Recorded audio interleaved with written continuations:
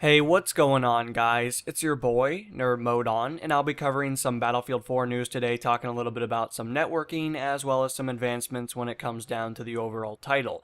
So with that in mind, of course, let's jump right into the episode. So coming in at our first story, we have the new netcode that has been rolled out by DICE. Now this is mainly in reference to the CTE, the community test environment that I covered a couple of weeks ago, and this is an environment mainly just for the PC players at the moment, but of course, this is where they collected a lot of feedback from a lot of the guys that were participating in that different client, as well as they were trying new things out. They were giving feedback on things they wanted to see advanced, and this is pretty much the main gist of what's currently coming out.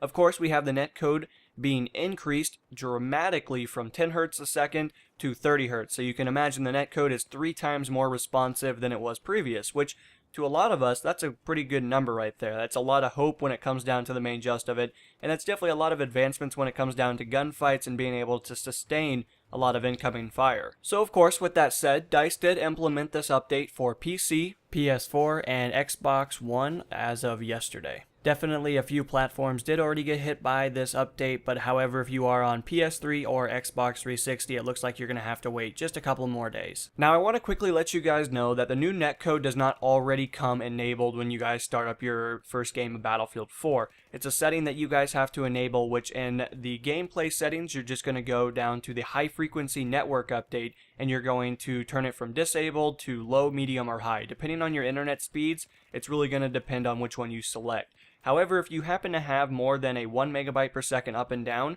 you can turn it all the way to high. If you don't have that, unfortunately, you're probably going to have to leave it on disabled or low. Now, of course, with this update came some minor things that, have been expected by the community for quite some time. So, of course, I'm going to cover some of the updates when it comes down to the PC side of things. It looks like all this stuff is transferring over from PC to all the other platforms as well. So anything I talk about is pretty much in relation to you guys. There might be some difference in terminology, but by and large, most of this stuff will affect all of you guys on a grand scheme of things. So DICE improved/reduced explosion induced to camera, which is more commonly referred to as camera shaking. That's usually when explosions are going off and your screen's just rattling around. They significantly reduced that, so if that was something that you didn't enjoy, like many people, this is pretty good news. They also had some character collision improvements. There was a fix to reduce object damage mismatch between client/server, fix for explosion packs not being able to be shot sometimes, improvements for client-side packet loss, client crash fixes, AMD Mantle multi-GPU improvements, Carrier Assault game mode reported bug fixes, high-frequency network update, added high-frequency bubble updating player movement, stance, rotation, damage, projectiles at a separate rate